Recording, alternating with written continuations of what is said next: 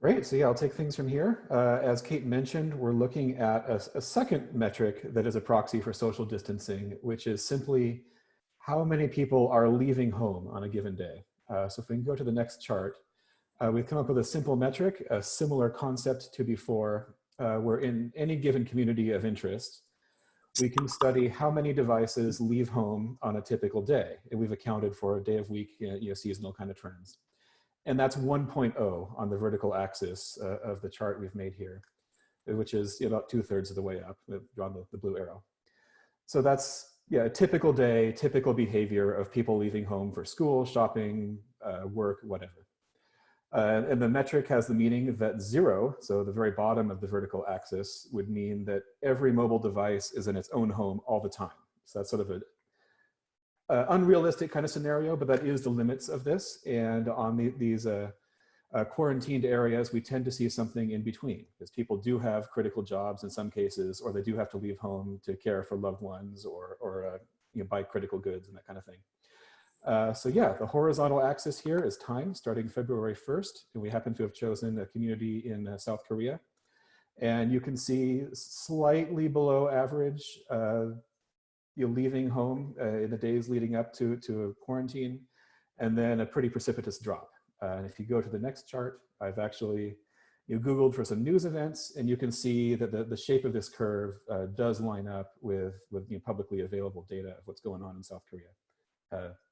The chart's not switching, but there was a phased approach of closing schools. And actually, when we layer in the data, South Korea started quarantining quite a bit before the cases really picked up quickly. So yeah, we can see the area between these two black lines is kind of a rough approximation of when the daily new cases were high in South Korea.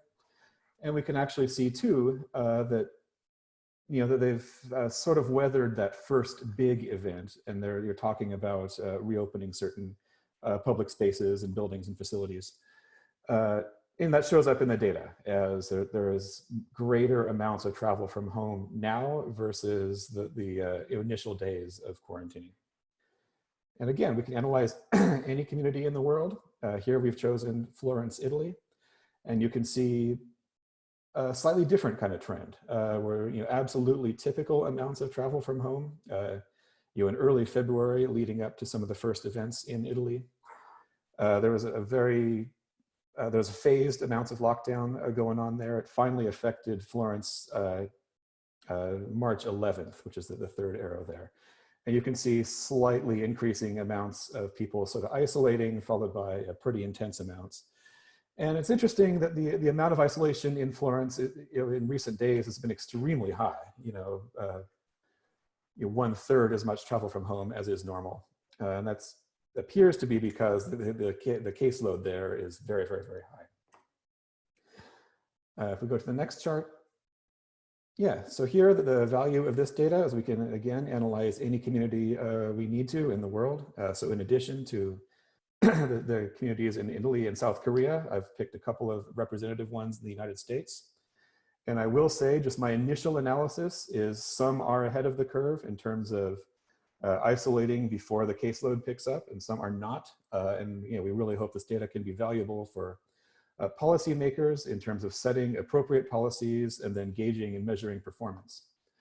And then, yeah, so far we've discussed, unless there's questions I need to answer, we've discussed sort of measuring self-isolation and measuring social distancing, but that has an impact in many ways.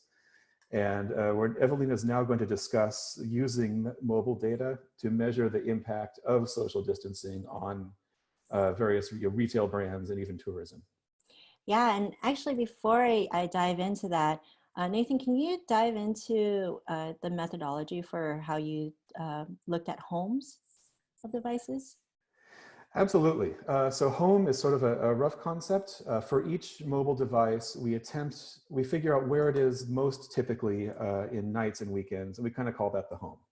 And when we look at that for 90% plus of devices, that is a plausible home.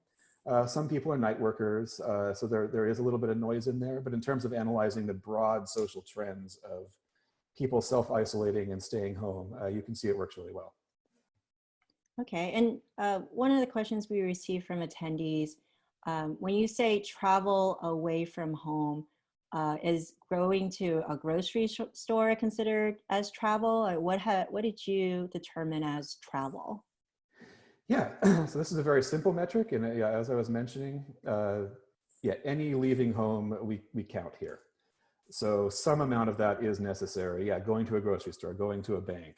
So you wouldn't expect to see zero, but certainly as people isolate, you will not see the normal amount of leaving home. And that's what we're picking up on here. Okay.